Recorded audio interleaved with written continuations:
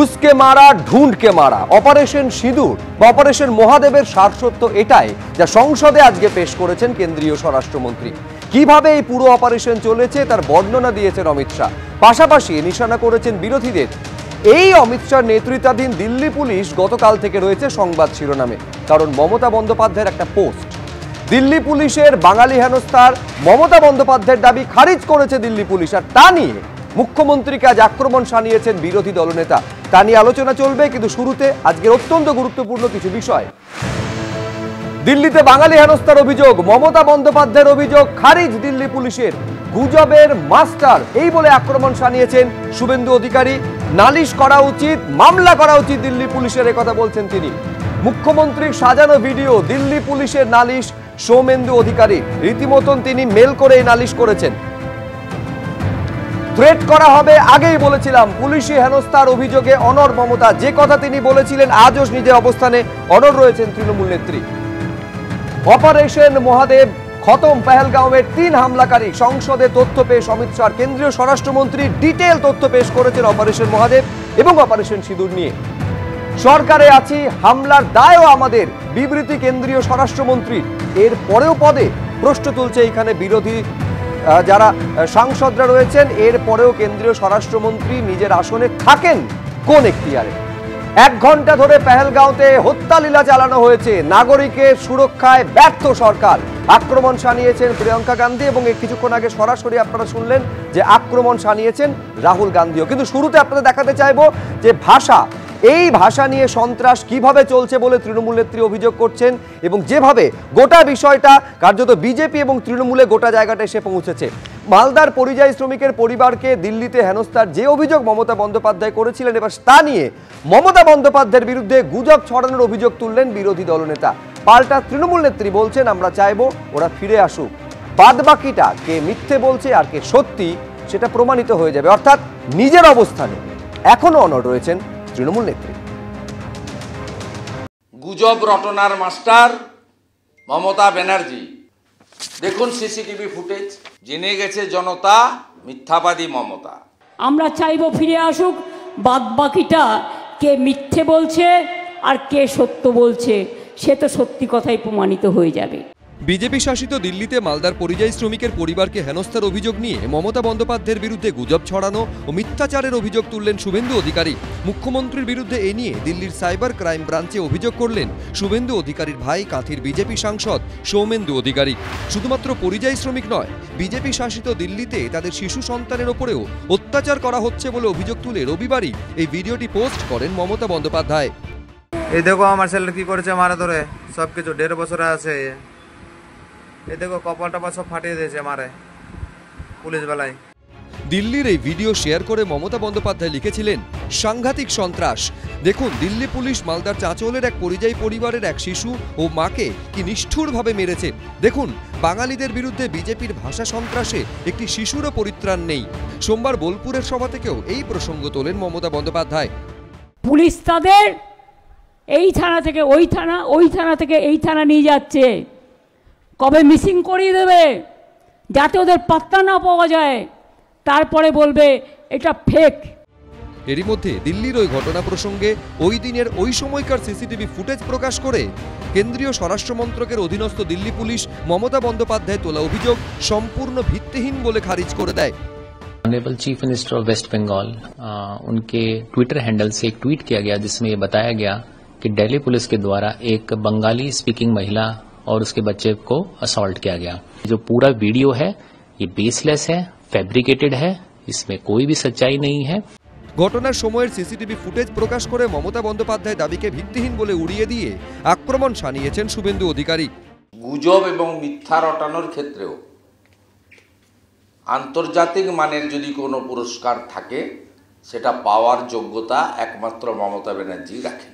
উনি দাবি করেছিলেন একজন বাংলাভাষী মহিলা তার ছেলেকে দিল্লি পুলিশ মারধর করেছে। গুজব রটনার মাস্টার মমতা ব্যানার্জি।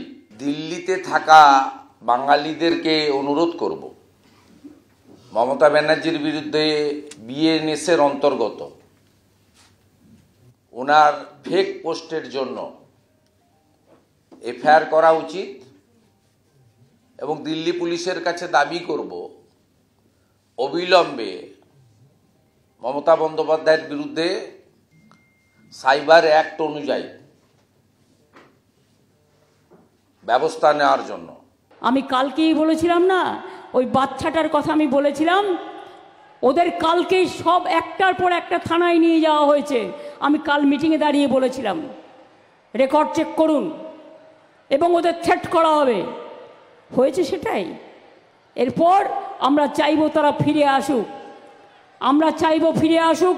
বাদ বাকিটা কে মিথ্যে বলছে আর কে সত্য বলছে সে তো সত্যি কথাই প্রমাণিত হয়ে যাবে। দিল্লিতে বাঙালি পরিযায়ী শ্রমিকের পরিবারকে মারধরের অভিযোগ এবং এর পাল্টা মিথ্যাচারের অভিযোগ নিয়েই এখন সরগরম রাজনীতি। দীপক ঘোষ, আশাবুল হোসেন, এবিপি আনন্দ। দেখুন, যে ভিডিও পোস্ট করা হয়েছে সেই ভিডিও সত্যতা সম্পূর্ণ খারিজ করে দিয়েছে দিল্লি পুলিশ। আমি দর্শকদের স্মরণ করিয়ে দেব, এর আগে তৃণমূল নেতা পার্থপ্রতিম রায় তার ভিডিও পোস্ট করা এবং তার সত্যতা নিয়ে হাজারো প্রশ্ন উঠতে শুরু করেছিল, পরে সেটা সোশ্যাল মিডিয়া থেকে সরিয়ে দেওয়া হয়। কিন্তু আমি রাহুলদা, প্রশ্নটা হচ্ছে, রাজ্যের মুখ্যমন্ত্রী একটা ভিডিও পোস্ট করছেন, সেইটা দিল্লি পুলিশ সম্পূর্ণ বলছে ফ্যাব্রিকেটেড ভিডিও, অর্থাৎ একেবারে অসত্য একটা ভিডিও। আমার হাতে রয়েছে সৌমেন্দু অধিকারী, যিনি কাঁথির সাংসদ, তিনি রীতিমতন দিল্লি পুলিশের সাইবার ক্রাইমে অভিযোগ দায়ের করেছেন এবং এই কথা তিনি বলছেন যে এই ভিডিওর এগেনস্টে যেন মমতা বন্দ্যোপাধ্যায়ের বিরুদ্ধে এফআইআর লঞ্চ করা হয়, পুরো ঘটনার সঠিক তদন্ত যেন হয়, পুরোটা সত্যিটা সামনে যেন আনা হয়। একটা বৃহত্তর চক্রান্তের মধ্যে কাজ করছে বলে চিঠিতে সৌমেন্দু অধিকারী যেটা অভিযোগ করেছেন তার মধ্যে তিনি উল্লেখ করেছেন। দেখো শুভ্র, বিগত বেশ কিছুদিন ধরে আমরা দেখতে পাচ্ছি সারা ভারতবর্ষে, যদি তুমি রাজস্থানে বলো পেলোডার দিয়ে লোকের দেহ টুকরো করে বর্ডার ক্রস করে ফেলে দেওয়া, হরিয়ানা বলো, মহারাষ্ট্র বলো, যেদিকে তাকিয়ে দেখ, গুজরাট বলো, যেদিকে তাকিয়ে দেখবে, সুতরাং বাঙালিদের উপর অত্যাচার যেটা হচ্ছে এবং পরিযায়ী শ্রমিকদের মধ্যে অলরেডি 800 জনকে ব্যাক করানো হয়েছে। এই ভুয়ো ভিডিও ছড়ানোর অভিযোগ এতদিন তো রাহুলদা আপনারা বিজেপির বিরুদ্ধে করতেন। আমি তোমায় বলি, তোমায় শেষ করে দাও। তো সুতরাং আজকে কোনোভাবেই কোনো কিছুতেই এটাকে দমানো যাচ্ছে না যে বাঙালিরা অত্যাচারিত হচ্ছে ভারতবর্ষের বিভিন্ন প্রান্তে, শুধু বাংলা ভাষা বলার অপরাধে এবং তাদের ধর্ম দেখে দেখে চিহ্নিত করা হচ্ছে তাদের। সুতরাং এটা যদি ক্রাইম হয়, এটাকে আটকানোর একটাই উপায়। এরকম কোনো ক্রাইম তো হয়নি বলছে দিল্লি। আরে ভুয়ো বিদ্বেষণে গিয়ে কোর্টে যাক না,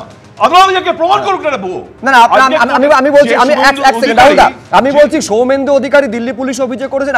আপনি কি মনে করেন যে রাজ্য সরকারেরও, যদি এইটা দিল্লি পুলিশের দাবি মিথ্যা হয়, রাজ্য সরকারের দিল্লি পুলিশের বিরুদ্ধে পাল্টা মামলা করা উচিত? এটাও বলছি, শুভেন্দু অধিকারী যে দিনের পর দিন, তারিখের পর তারিখ দিয়ে এসছে, একের পর এক গুজবের কথা বলে এসছে, একের পর এক মিথ্যা ডেট দিয়ে এসছে, সেই শুভেন্দুর কথা আমরা শুনতে হবে। এবং সেখানে দাঁড়িয়ে যদি মনে হয় যে শুভেন্দু অধিকারী আদালতের কবজ নিয়ে বসে আছে, রক্ষা কবজ নিয়ে, আমরা আদালতেই যাক না, গিয়ে প্রমাণ করুক এটা ভুয়ো।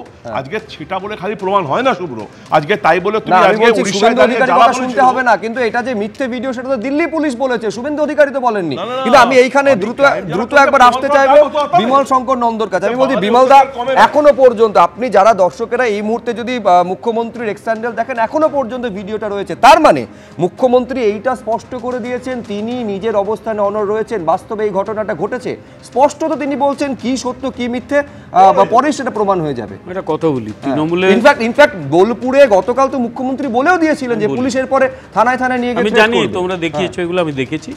তৃণমূলে এখনো অবধি যে কজনের একটু মাথায় বুদ্ধিশুদ্ধি ছিল তাদের মধ্যে একজন রাহুল, সেও আমার মনে হচ্ছে এপাং ওপাং ঝপাং বাহিনীতে জয়েন করে ফেলেছে এবং ইস্ট জর্জিয়াতে পিএইচডি নিয়ে চলে এসছে মনে হচ্ছে। তার নইলে মাথা থেকে এসব বুদ্ধি বেরোয়। আরে সাধারণত একটু মানে কি বলবো, বুদ্ধি বৃত্তি থাকবে তো। একেবারে সব চলে গেলে তো মুশকিল হয়, তখন আলোচনা করা মুশকিল হয়ে যায়। আমি একটা কথা বলি, তার আগে পার্থপ্রতিম রায় একটা ভিডিও সে উইথড্র করতে বাধ্য হলো এবং মিথ্যে ভিডিও দিয়েছিল। পার্থপ্রতিম রায় একজন তৃণমূলের বেশ নর্থ বেঙ্গলের ওজনদার নেতা বলে শুনি, আমি কোটা জানি না, শুনেছি ওজনদার নেতা। মহারাষ্ট্রে একজন শ্রমিককে টুকরো টুকরো অবস্থায় পাওয়া গেল, তো তাদের একজন নেতা, তিনি আগে বামপন্থী ছিলেন, এখন আমি শেষ করি, তৃণমূল করছেন এবং জনপ্রতিনিধি মানে সরকারের প্রতিনিধি হয়ে, শাসক দলের প্রতিনিধি হয়ে রাজ্যসভায় গেছেন। তিনি চিৎকার চেঁচামেচি করলেন যে একেবারে বাঙালিদের মেরে ফেলছে, দেখা গেল তার স্ত্রীর পরকীয়া, তাকে অ্যারেস্ট করা হয়েছে। থার্ড, এটা হচ্ছে যে সম্পূর্ণ ভিডিও দিল্লি পুলিশ বার করে দিয়েছে, তাহলে তো দিল্লি পুলিশের বিরুদ্ধে মামলা করতে, দিল্লি পুলিশ কেন মামলা করবে? এরা তো মামলা করতে পারে, যাও মামলা করো, গিয়ে যাও। আসলে আমি শেষ করি, কিচ্ছু না, এরা বুঝে গেছে যে এদের মিথ্যাচার ধরা পড়ে গেছে, এরা বুঝে গেছে যে এরা না, তার মানে আমি বলছি এই ভিডিওটা আপনি মিথ্যে বলছেন। আগে যে ভিডিওগুলো পোস্ট করা হয়েছে বিভিন্ন বিজেপি শাসিত রাজ্যে, সেইগুলো তাহলে কি? আমি আবার বলি, আমি আবার ভালো করে ক্লিয়ারলি বলতে দাও। সেটা হচ্ছে কোন বাঙালি বাংলাভাষী ভারতীয় নাগরিকের বিরুদ্ধে কোনো অত্যাচার হচ্ছে না, সম্পূর্ণভাবে খোঁজা হচ্ছে কারা বাংলাদেশি। কোথাও সামান্যতম ভুল হলে সঙ্গে সঙ্গে কোচবিহারের 3 জনকে অসমের তরফ থেকে এনআরসি নোটিশ পাঠানো হয়েছে, এটা কি অত্যাচারের মধ্যে পড়ে না পড়ে না? ইতিমধ্যে পড়ে না। অঞ্জলি বলে দিয়েছে, অঞ্জলির ব্যাপারটা বিভিন্ন প্রেসে বাইট দেওয়া হয়েছে, ছেড়ে দাও। আমি আবার বলছি যে যারা কতগুলো মিথ্যে কথা বলছেন, একটু চুপ করতে হবে, লোকে হাসবে, দুদিন পর লোকে তাড়া করবে। আমি একটা কথা বলি, সেটাও আমি লোকে তাড়া করবে, দুদিন পর রাস্তায় নামতেও দেবে না। আমার কথা হচ্ছে যে পরিষ্কার কোন বাঙালি বা ভারতীয় নাগরিকের উপর অত্যাচার হচ্ছে না। আমি আপনাকে বলে দিচ্ছি, আমি শুধু স্পষ্ট এখানে বলবো, এক সেকেন্ড, আমি বলছি এখনো পর্যন্ত 800 জন পরিযায়ী শ্রমিক এই রাজ্যে ফিরে এসেছেন। তারা কিন্তু বলছেন যে তাদের ওপর এই ধরনের অভিযোগ বিজেপি শাসিত রাজ্যে এই হেনস্থাগুলো হয়েছে বলে তাদের দাবি। আমি কলতানের কাছে আমি এখানে আসতে চাই, আমি আসবো। কলতান এখনো পর্যন্ত বলার সুযোগ পাইনি। আমি বলছি দিল্লি পুলিশের এই দাবিকে কলতান তুমি যদি সত্যি বলে ধরে নাও, তার মানে মমতা বন্দ্যোপাধ্যায়ের পোস্ট করা ভিডিওকে অসত্য বা পুলিশের কথা অনুযায়ী ফ্যাব্রিকেটেড বলে যদি ধরে নাও, তার মানে তো এই প্রশ্নগুলো উঠবে। এরপর কোথাও যদি বাংলা ভাষায় বলার জন্য, এই রাজ্যের বাসিন্দা হওয়ার জন্য বাংলাদেশি বলে দাগিয়ে দেওয়া হয় এবং তারপর অত্যাচারের শিকার তারা হন, তার মানে তাদের অভিযোগটাও সত্যতার মধ্যে পাশে একটা বড় প্রশ্নচিহ্ন তৈরি হয়ে যাবে। তার কারণ আজকের এই ভিডিও, আজকে দিল্লি পুলিশের এই দাবি। কলতান দাশগুপ্ত, আমি একটু বলে নিই। প্রথম কথাটা হচ্ছে যে এই ধরনের কোনো একটা ভিডিও যেটা সত্যি না মিথ্যে সেটা তো এখনো আমরা বুঝতে পারছি না, এখনো টুইটারে সেই ভিডিওটা রয়ে গেছে। কিন্তু এইরকম একটা ঘটনা, এটা যদি মিথ্যে প্রমাণিত হয় তাহলে গোটা দেশ জুড়ে ওই রায় বিশ্বাস, ঢালি হালদার পদবী বলা, বাংলা ভাষায় কথা বলা মানুষগুলোর ওপর যেভাবে অত্যাচার বিজেপি করছে, এইটা কার্যত না এই ভিডিওটা দিয়ে সেটা নাল অ্যান্ড ভয়েড করে দেওয়ার চেষ্টা বিজেপি করবে। অসমের মুখ্যমন্ত্রী বলছেন যে 11 সালে সেই অত্যাচারগুলো ফ্যাক্ট হলেও তার পাশে একটা প্রশ্নচিহ্ন তৈরি হবে। এই ভিডিওটা দেখিয়ে বিজেপি রিলিফ চাইবে, এইটা আরো ভয়ঙ্কর বিপদ। 2011-র জনগণনায় যারা বাংলা লিখবেন তারা সবাই বাংলাদেশে, হিমন্ত বিশ্ব শর্মা বলছেন। তারপরে আসামের সরকার বাংলাদেশের পশ্চিমবাংলার নাগরিককে কাগজ পাঠাচ্ছে যে তুমি আমাকে এসে প্রমাণ করে যাও। তার মধ্যে দাঁড়িয়ে এই ধরনের ভিডিও যদি সামনে এসে যায়, এইটাকেই হচ্ছে যে কুমির ছানার মতো করে দেখানোর চেষ্টা করা হবে। আর এই যে ভিডিও ফেক কি ভালো কি সঠিক কি ভুল, এটা অমিত মালব্য বিজেপির নেতা, ওর থেকে ভালো মন্দ কেউ করতে পারে না। কিন্তু একটা অন্য সন্দেহ আছে, থাকতেই হবে। কারণ আমরা যারা আরজি করের ঘটনার পর লালবাজারে পুলিশের প্রেস কনফারেন্স দেখেছি, তৃণমূলের নেতাকে ফিঙ্গারপ্রিন্ট এক্সপার্ট বলে দাবি করা যে পুলিশকে আমরা দেখেছি, বাইরের রাজ্যের মানুষ তো জানেন না লালবাজারে কি হচ্ছে। তাহলে তিনি যদি লালবাজারের ওটাকে সত্যি বলে ধরে নেন, আমরাও কোথাও এখানে বেশ আমি থামাচ্ছি। এই মুহূর্তে সরাসরি সংসদের ছবি দেখতে পাচ্ছেন, প্রধানমন্ত্রী এসেছেন। सभी माननीय सांसदों को अपील करते हुए एक बात का उल्लेख किया था। मैंने कहा था कि ये सत्र भारत के विजयोत्सव का सत्र है।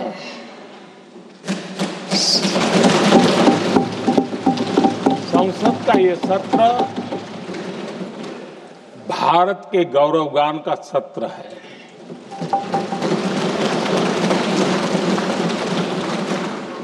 आदरणीय अध्यक्ष जी,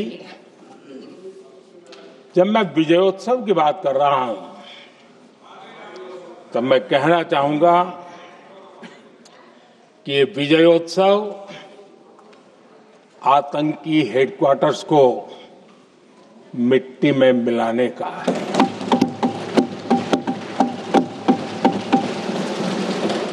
जब मैं विजयोत्सव कहता हूं तो ये विजयोत्सव सिंदूर की सौगंध पूरा करने का है।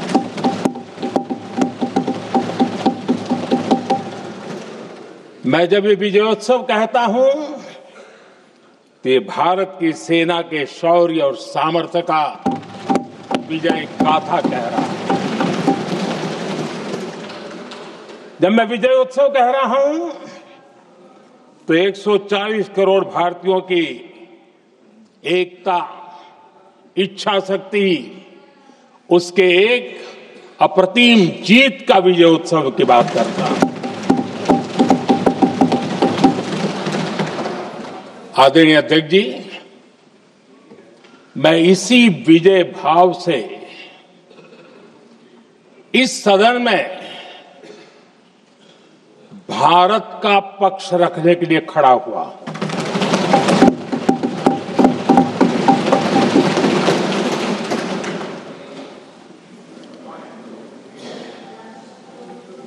और जिन्हें भारत का पक्ष नहीं दिखता है उन्हें मैं आईना दिखाने के लिए खड़ा हुआ।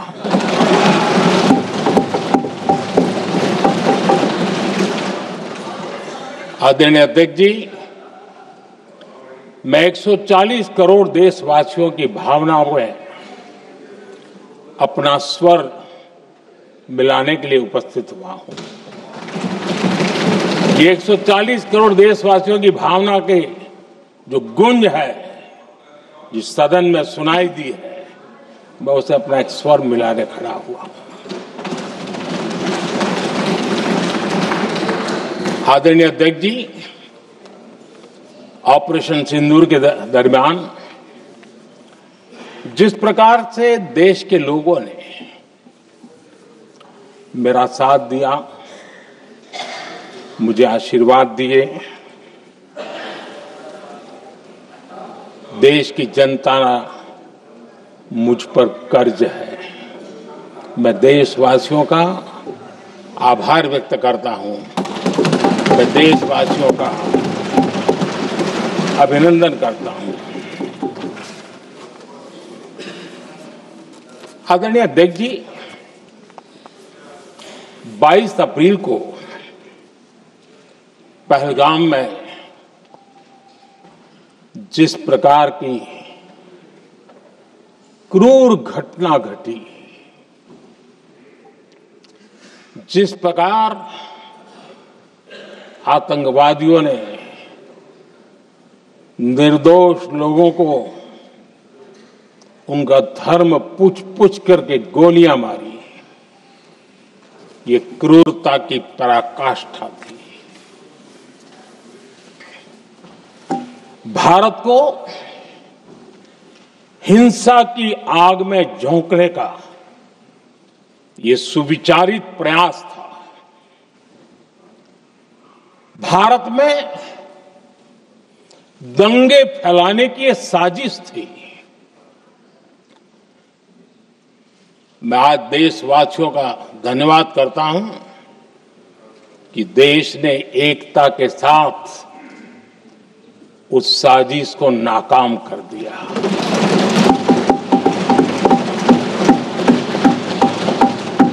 आदरणीय अध्यक्ष जी, 22 अप्रैल के बाद मैंने एक सार्वजनिक रूप से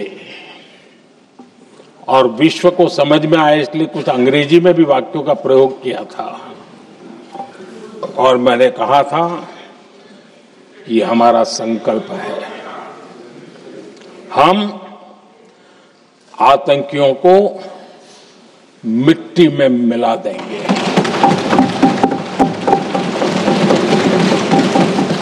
और मैंने सार्वजनिक रूप से कहा था सजा उनके आकाओं को भी होगी और कल्पना से भी बड़ी सजा मिलेगी।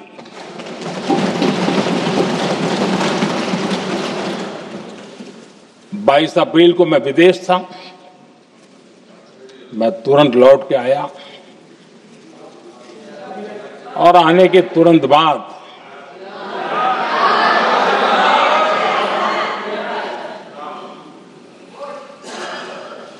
मैंने एक बैठक बुलाई और उस बैठक में हमने साफ साफ निर्देश दिए कि आतंकवाद को करारा जवाब देना होगा और ये हमारा राष्ट्रीय संकल्प है।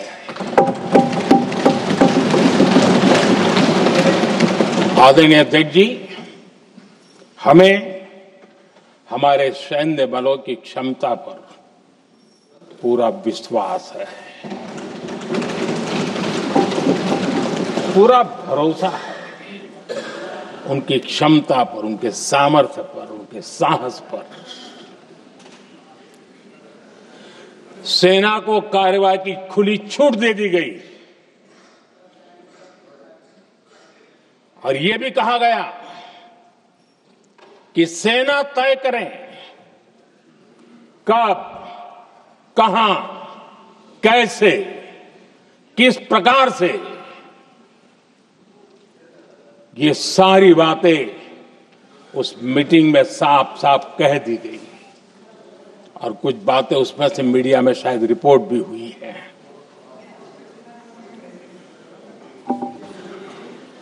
हमें गर्व है आतंकियों को वो सजा दी और सजा ऐसी है कि आज भी आतंक के उन आकाओं की नींद उड़ी हुई है।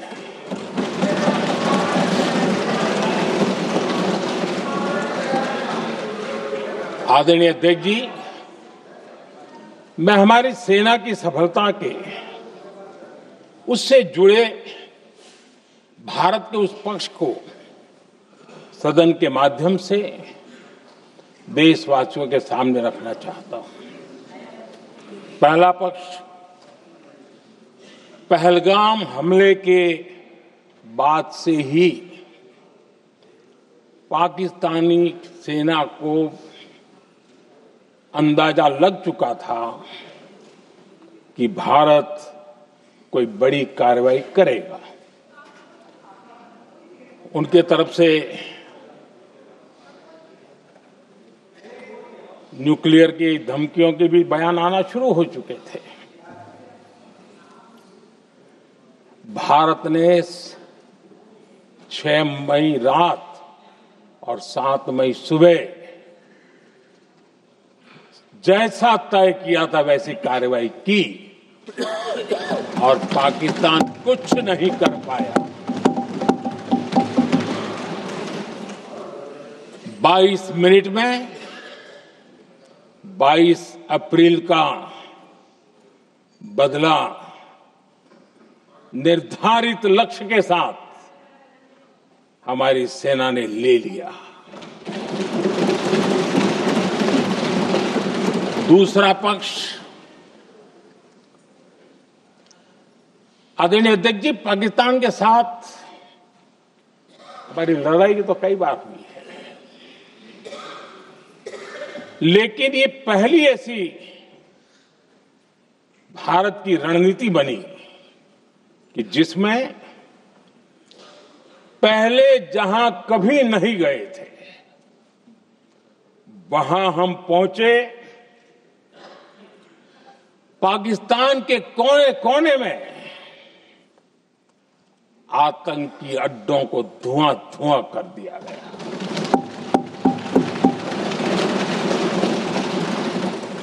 आतंक के गढ़ कोई सोच नहीं सकता कि वहां तक कोई जा सकता है। बहावलपुर और मुर्ग के उसको भी जमीन दोस्त कर दिया गया। आदरणीय अध्यक्ष जी, हमारे सेनाओं ने आतंकी अड्डों को तबाह कर दिया। तीसरा पक्ष, पाकिस्तान की न्यूक्लियर धमकी को हमने झूठा साबित कर दिया।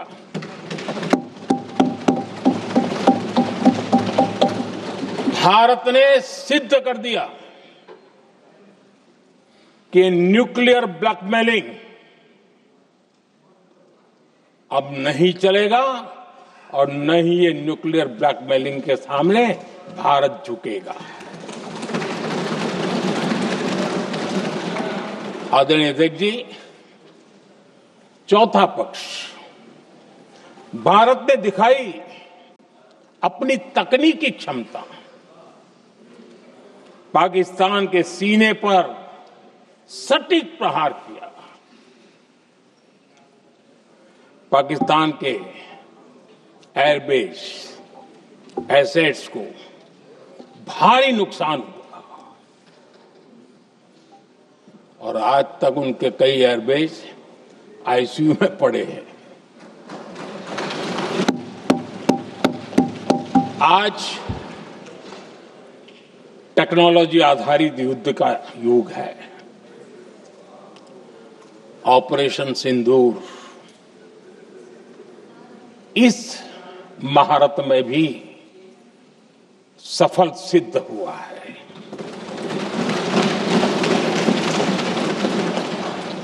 अगर पिछले 10 साल में जो हमने तैयारियां की हैं वो न की होती तो इस तकनीक के युग में हमारा कितना नुकसान हो सकता था इसका हम अंदाज लगा सकते हैं। पांचवा पक्ष,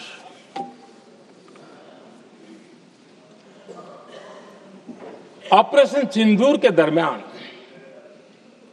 पहली बार हुआ जब आत्मनिर्भर भारत की ताकत को दुनिया ने पहचाना।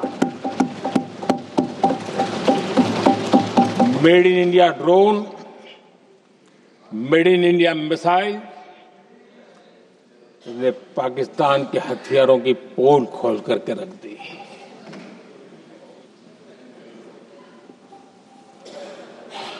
आदरणीय अध्यक्ष जी, और भी एक महत्वपूर्ण काम जो हुआ है, वैसे जब राजीव गांधी जी थे उस समय उनके जो एक डिफेंस का काम देखने वाले अमोस थे, उन्होंने जब मैंने सीडीएस की घोषणा की तो वो बहुत प्रसन्न होकर के मुझे मिलने आए थे और बहुत बहुत प्रसन्न थे वो। इस समय ऑपरेशन में नेवी, आर्मी, एयरफोर्स तीनों सेनाओं का जॉइंट एक्शन, इसके बीच की सिनर्जी, इसने पाकिस्तान के छक्के छुड़ा दिए।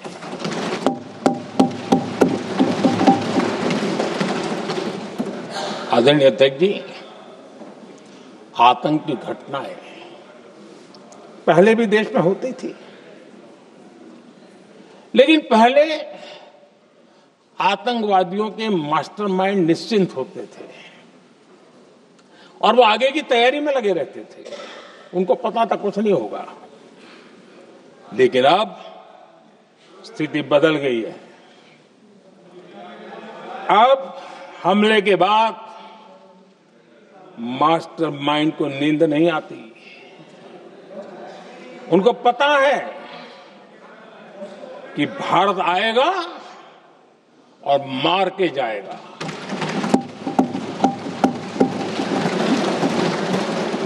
ये न्यू नॉर्मल भारत ने सेट कर दिया है।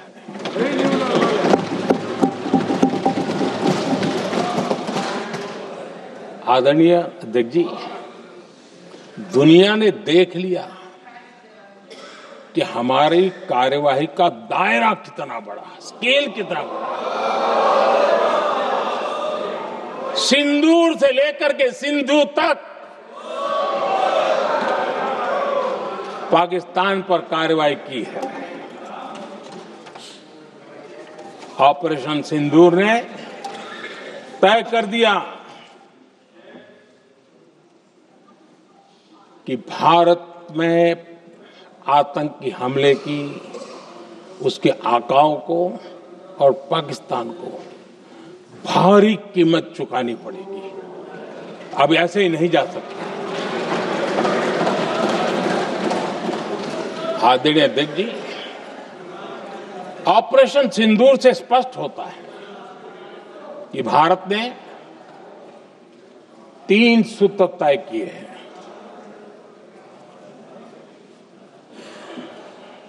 अगर भारत पर आतंकी हमला हुआ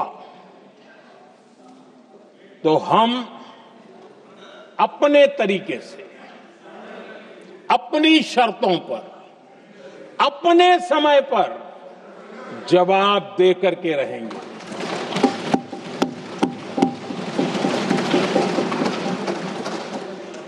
दूसरा, कोई भी न्यूक्लियर ब्लैकमेल अब नहीं चलेगा।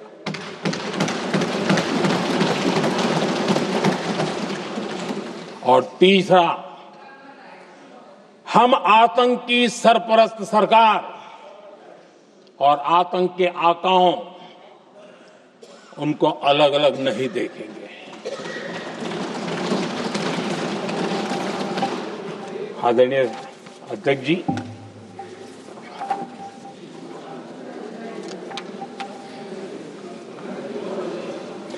यहां पर विदेश नीति को लेकर के भी काफी बातें कही गई हैं।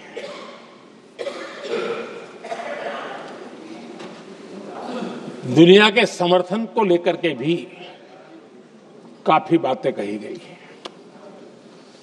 मैं आज सदन में कुछ बातें पूरी स्पष्टता से कह रहा हूं। दुनिया में किसी भी देश ने भारत को अपनी सुरक्षा में कार्रवाई करने से रोका नहीं है।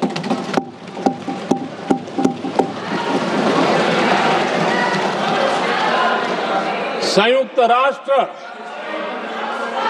193 कंट्रीज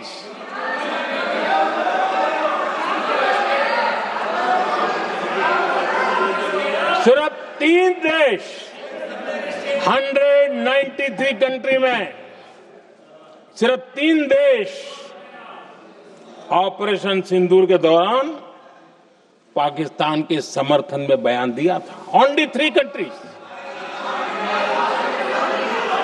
क्वाड हो, ब्रिक्स हो, फ्रांस, रूस, जर्मनी, कोई भी देश का नाम ले लीजिए, तमाम देश दुनिया भर से भारत को समर्थन मिला है।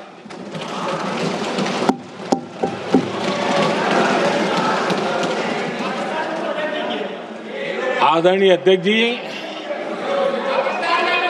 दुनिया का समर्थन तो मिला, दुनिया के देशों का समर्थन मिला, माननीय, लेकिन ये दुर्भाग्य है कि मेरे देश के वीरों के पराक्रम को कांग्रेस का समर्थन नहीं।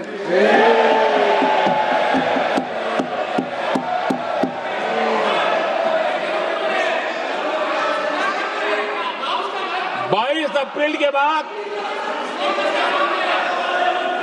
22 अप्रैल के आतंकी हमले के बाद 3-4 दिन में ही ये उछल रहे थे और कहना शुरू कर दिया, कहां गई 56 इंच की छाती, कहां खो गया मोदी, मोदी तो फेल हो गया। क्या मजा ले रहे थे, उनको लगता है वाह बाजी मार ली। उनको पहलगाम के निर्दोष लोगों की हत्या में भी वो अपनी राजनीति तराशते थे।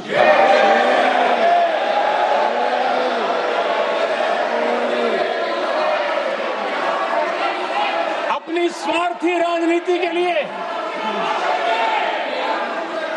मुझ पर निशाना साध रहे थे, लेकिन उनकी ये बयानबाजी, इनका छिछोरापन देश के सुरक्षा बलों का मनोबल गिरा रहा था।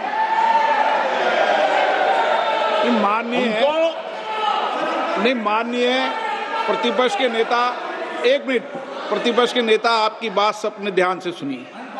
आप बेटे बेटे कांग्रेस कर रहे हैं और कुछ नेताओं को पीछे से, ये उचित नहीं है आपके लिए। न भारत के सामर्थ्य पर भरोसा है और न ही भारत की सेनाओं पर।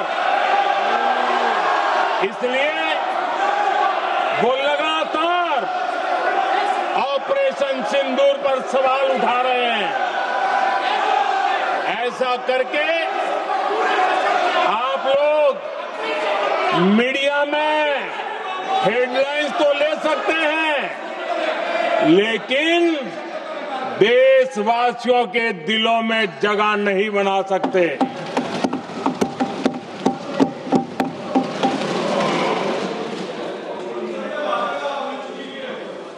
आदरणीय सभापति जी, आदरणीय अध्यक्ष जी, 10 मई को भारत ने ऑपरेशन सिंदूर के तहत हो रहे एक्शन को रोकने की घोषणा की। इसको लेकर यहां भांति भांति की बातें कही गई। ये वही प्रोपेगेंडा है जो सीमा पार से फैलाया गया है। कुछ लोग सेना द्वारा दिए गए तथ्यों की जगह पाकिस्तान के झूठ प्रचार को आगे बढ़ाने में जुटे हुए हैं।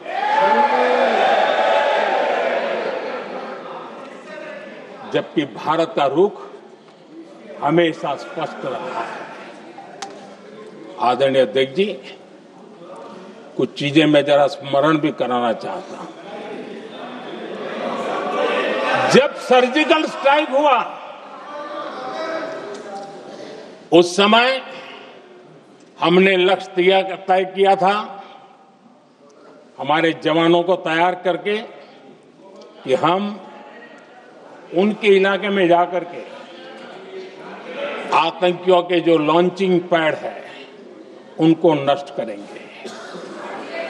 और सर्जिकल स्ट्राइक, एक रात के उस ऑपरेशन में हमारे लोग सूर्योदय होते होते काम पूरा करके वापस आए। लक्ष्य निर्धारित था कि ये करना है। जब बालाकोट एयर स्ट्राइक किया तो हमारा लक्ष्य तय था कि आतंकियों के जो ट्रेनिंग सेंटर्स है इस बार हम उसको तबाह करेंगे, और हमने वो भी करके दिखाया। ऑपरेशन सिंदूर के समय हमारा लक्ष्य तय था, और हमारा लक्ष्य था कि आतंक के जो एपी सेंटर है और पहलगाम के आतंकियों को जहां से पुरजोश योजना बनी, ट्रेनिंग मिली, व्यवस्था मिली, उस पर हमला करेंगे। हमने उनके नाभि पर हमला कर दिया।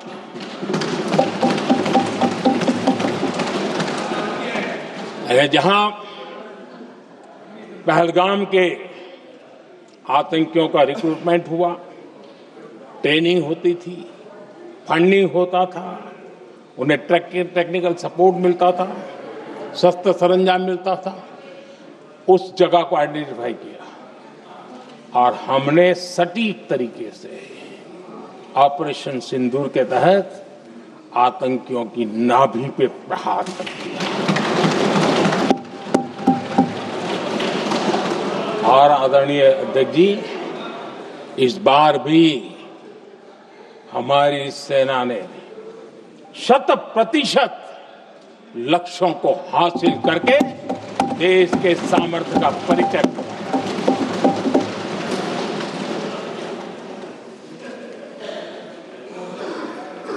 कुछ लोग जानबूझकर के कुछ चीजें भूलने में इंटरेस्टेड होते हैं। देश भूलता नहीं है, देश को याद है। 6 रात और 7 मई सुबह ऑपरेशन हुआ था, और 7 मई को सुबह भारत ने प्रेस कॉन्फ्रेंस हमारी सेना ने की और इस प्रेस कॉन्फ्रेंस में भारत ने स्पष्ट कर दिया था और पहले दिन से क्लियर था कि हमारा लक्ष्य है आतंकियों के आका, आतंकियों की जो व्यवस्थाएं जहां से होती है वो और उनके अड्डे, उनको हम ध्वस्त करना चाहते थे और हमने प्रेस कॉन्फ्रेंस में कह दिया था, हमने हमारा काम कर दिया है, हमने जो तय किया था पूरा कर दिया है। और इसलिए 6-7 मई को ऑपरेशन हमारा संतोषजनक होने के तुरंत बाद कल जो राजनाथ जी ने कहा था, मैं डंके की चोट पर दोबारा दोहराता हूं, भारत की सेना ने पाकिस्तान की सेना को चंद मिनटों में बता दिया कि हमारा ये लक्ष्य था, हमने लक्ष्य पूरा कर दिया है, ताकि उनको पता चले और हमें भी पता चले कि उनके दिल दिमाग में क्या चलता है।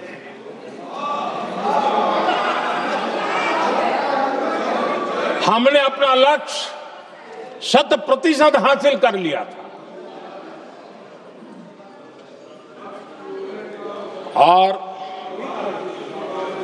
पाकिस्तान में समझदारी होती तो आतंकियों के साथ खुलेआम खड़े रहने की गलती न करता। उसने निर्लज्ज होकर के आतंकवादियों के साथ खड़े रहने का फैसला किया। हम पूरी तरह तैयार थे, हम भी मौके की तलाश में थे, लेकिन हमने दुनिया को बताया था कि हमारा लक्ष्य आतंकवाद है, आतंकवादी आका है, आतंकवादी ठिकाने हैं, वो हमने पूरा कर दिया।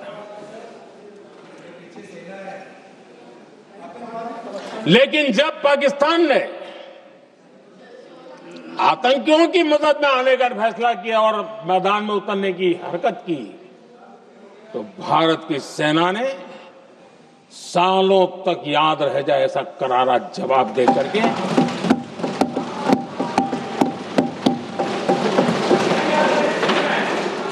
नौ मई की मध्य रात्रि और 10 मई की एक प्रकार से सुबह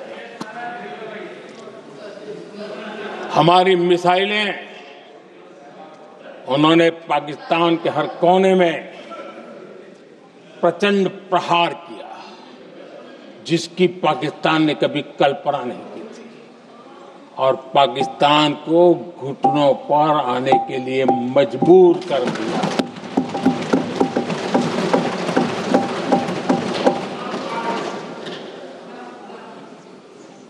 और आपने टीवी में भी देखा है, वहां से क्या बयान आते थे। पाकिस्तान के लोग, अरे मैं तो स्विमिंग पूल में नहा रहा था, कोई कह रहा था मैं तो दफ्तर जाने की तैयारी कर रहा था, हम कुछ सोचे पहले तो भारत ने तो हमला कर दिया। ये पाकिस्तान के लोगों के बयान है और देश ने देखे हैं। स्विमिंग पूल में नहा रहा था।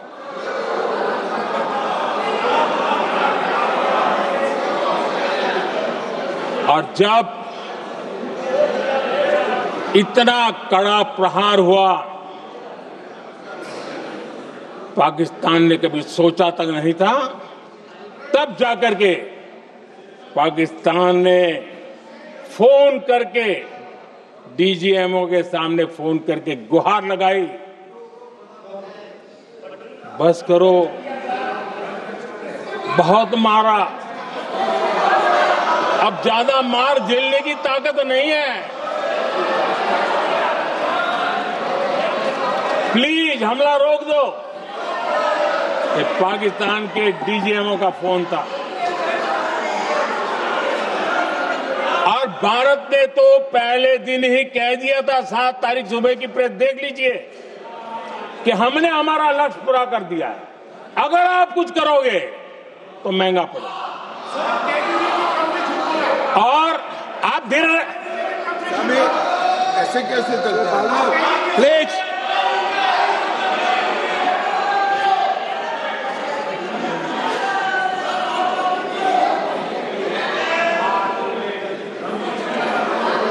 मैं आज दोबारा कह रहा हूं, ये भारत की स्पष्ट नीति थी, सुविचारित नीति थी, सेना के साथ मिलकर के तय की हुई नीति थी, और वे ये थी कि हम आतंक, उनके आका, उनके ठिकाने, ये हमारा लक्ष्य है। और हमने कहा, पहले दिन प्रेस कॉन्फ्रेंस में कहा है कि हमारा एक्शन नॉन एक्सीलेटरी है। ये हमने कह करके किया है, और इसके लिए साथियों हमने हमला रोका। अध्यक्ष जी, दुनिया के किसी भी नेता ने भारत के ऑपरेशन रोकने के लिए नहीं कहा।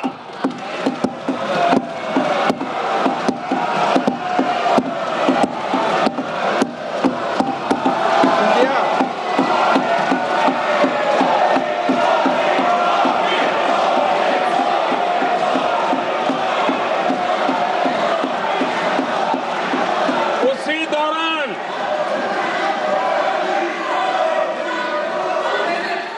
9 तारीख को रात को अमेरिका के उपराष्ट्रपति जी ने मुझसे बात करने का प्रयास किया। वो घंटे भर कोशिश कर रहे थे, लेकिन मेरी सेना के साथ मीटिंग चल रही थी, तो मैंने उनका फोन उठा नहीं पाया। बाद में मैंने उनको कॉल बैक किया। मैंने कहा कि आपका फोन था, 3-4 बार आपका फोन आ गया, क्या है? तो अमेरिका के उपराष्ट्रपति जी ने मुझे फोन पे बताया कि पाकिस्तान बहुत बड़ा हमला करने वाला है। ये उन्होंने मुझे बताया। मेरा जो जवाब था, जिनको समझ नहीं आता है उनको तो नहीं आएगा,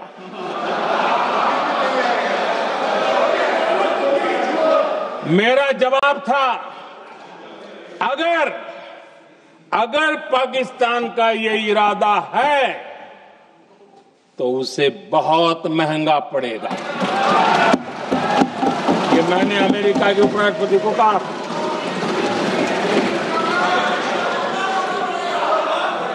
अगर पाकिस्तान हमला करेगा तो हम बड़ा हमला कर करके जवाब देंगे। ये मेरा जवाब था। और आगे मेरा एक वाक्य था, मैंने कहा था, हम गोली का जवाब गोले से देंगे। ये 9 तारीख रात की बात है,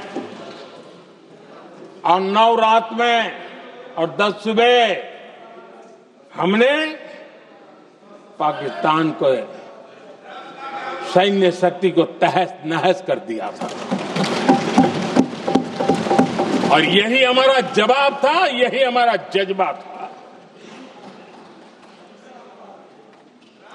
और आज पाकिस्तान भी भली भांति जान गया है कि भारत का हर जवाब पहले से ज्यादा तगड़ा होता है।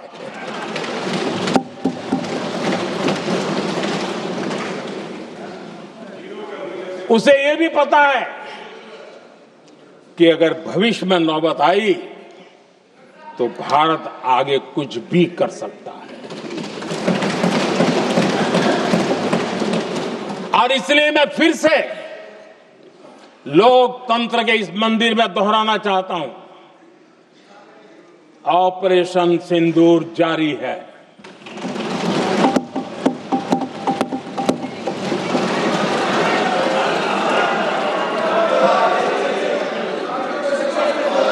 पाकिस्तान ने दुस्साहस की अगर कल्पना की तो उसे करारा जवाब दिया जाएगा।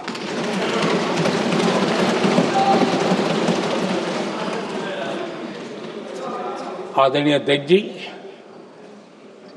आज का भारत आत्मविश्वास से भरा हुआ है। आज का भारत आत्मनिर्भरता के मंत्र को लेकर के पूरी शक्ति के साथ तेज गति से आगे बढ़ रहा है। देश देख रहा है भारत आत्मनिर्भर बनता जा रहा है।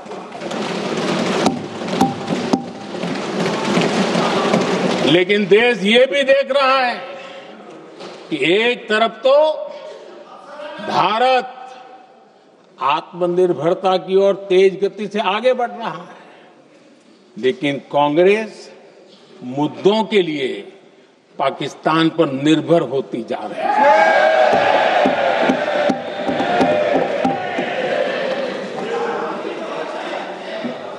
मैं आज पूरा दिन देख रहा था, जो 16 घंटे से जो चर्चा चल रही है, दुर्भाग्य से। प्लीज बैठिए, सब जवाब दे दिया आपका, आप सुनते नहीं, सबका जवाब दे दिया, प्लीज। दुर्भाग्य से सुनिए जवाब। कांग्रेस को पाकिस्तान के मुद्दे इंपोर्ट करने पड़ रहे हैं।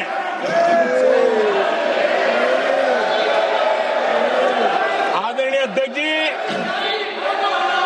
आज के वॉरफेयर में इंफॉर्मेशन और नैरेटिव्स की प्लीज बैठिए, बहुत बड़ी भूमिका है।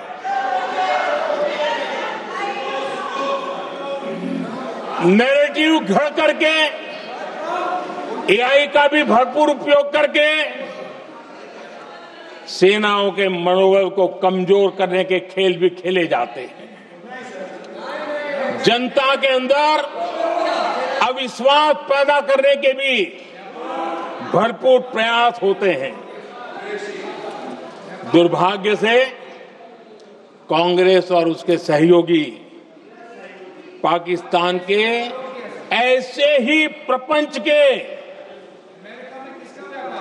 प्रवक्ता बन चुके हैं।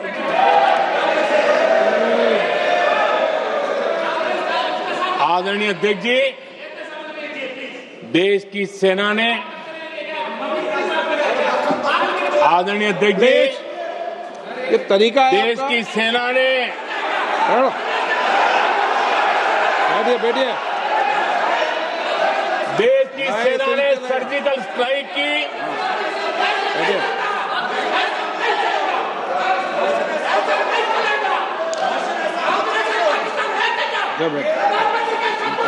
बैठिए।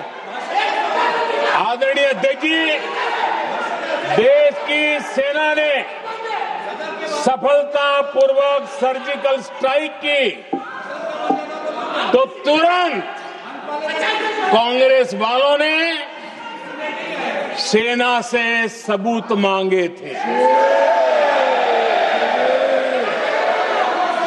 लेकिन जब उन्होंने देश का मूड देखा, देश का मिजाज देखा, तो सुर उनके बदलने लगे और बदल करके क्या कहने लगे। कांग्रेस के लोगों ने कहा, ये सर्जिकल स्ट्राइक क्या बड़ी बात है, ये तो हमने भी की थी। एक ने कहा 3 सर्जिकल स्ट्राइक की थी, दूसरे ने कहा 6 सर्जिकल स्ट्राइक की थी, तीसरे ने कहा 15 सर्जिकल स्ट्राइक की थी। जितना बड़ा नेता उतना बड़ा आंकड़ा चल रहा था।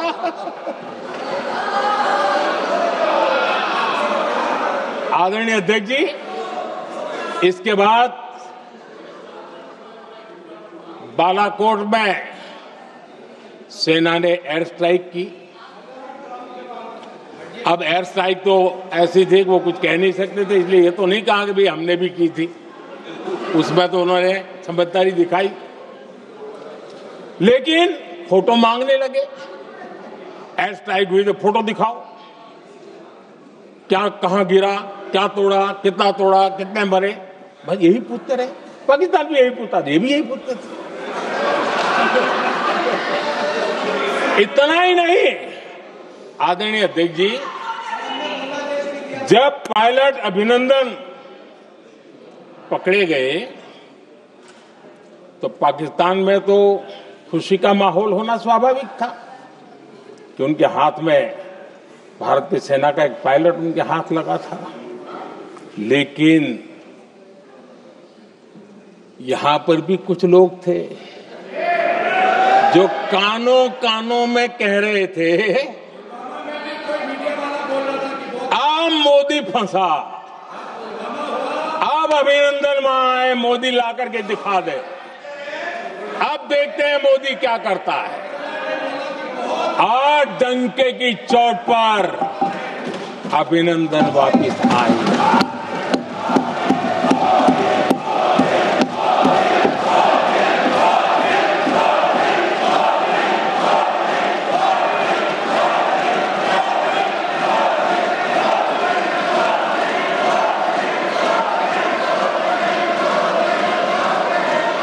अभिनंदन को ले आए तो इनकी बोलती बंद हो गई।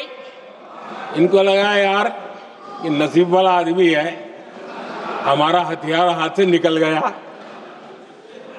आदरणीय अध्यक्ष जी, पहलगाम हमले के बाद हमारा बीएसएफ का एक जवान पाकिस्तान के कब्जे में गया, तो फिर इनको लगा वाह, बड़ा मुद्दा हाथ में आ गया है, अब मोदी फंस जाएगा। अब तो मोदी की फजीयत जरूर होगी। और उनकी इकोसिस्टम ने सोशल मीडिया में बहुत सारी कथाएं वायरल की कि ये बीएसएफ के जवान का क्या होगा, उसके परिवार का क्या होगा, ये वापस आएगा, कब आएगा, कैसे आएगा, न जाने क्या क्या चला दिया।